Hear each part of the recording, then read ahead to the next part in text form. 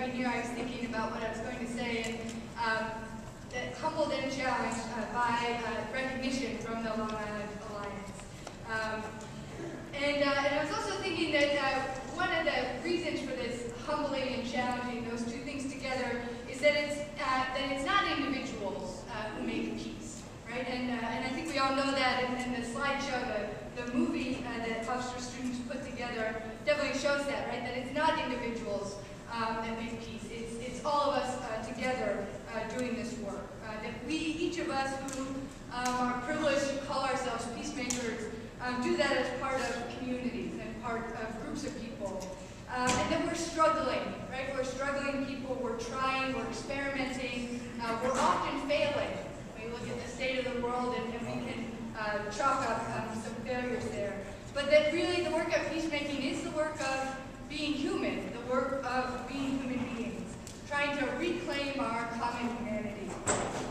And trying to pull that back, pull our humanity back from a voracious and violent and virulent strand of capitalism that is determined that people really aren't good for much, right? That people aren't good for much except for buying, that people aren't good for much except for buying and killing and being killed, right? That's kind of what people are there for, and that what we do when we claim to be peacemakers is to say no.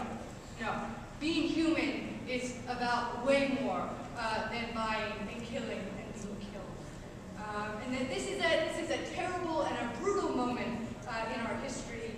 We look at the wars in Afghanistan, in Iraq, that going over into the border into Pakistan, new tensions with Iran, new tensions with North Korea, a sad status quo and some high levels of sort of violence that people are kind of acclimatized to in Israel and Palestine, less money for people's needs, more money for war. Money for war never seems to be in short supply.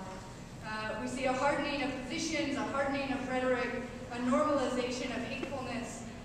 We just have to turn on the TV and get inundated with hate speech on a daily basis. So this is a terrible and a brutal moment, but we don't choose our moment, right? We don't say, oh, well, today is a good day to be a peacemaker, today's not so good of a day to be a peacemaker. The moment chooses us, right? The moment demands our attention, demands our outrage, demands our compassion, demands our vision, demands our work, and that is what peacemaking is about to me, and I think very much is embodied in each one of the people being recognized and awarded this evening.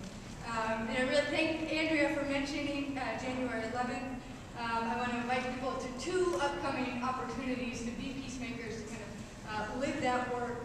On December 16th, which is a Thursday in a couple weeks, Veterans for Peace is going to be at the White House. And so I invite you to come to the White House and join Veterans for Peace in that action.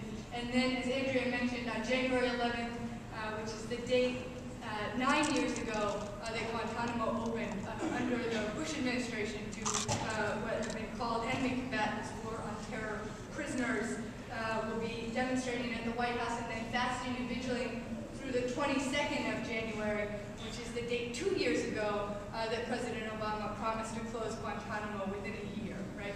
So recognizing this period and remembering the 174 people who remain at Guantanamo and the hundreds in U.S. administrated prisons in Bagram and other places throughout Afghanistan. So with those two little invitations to the 16th and the 11th of January, just want to say thank you again so much, and look forward to hearing from the other awardees.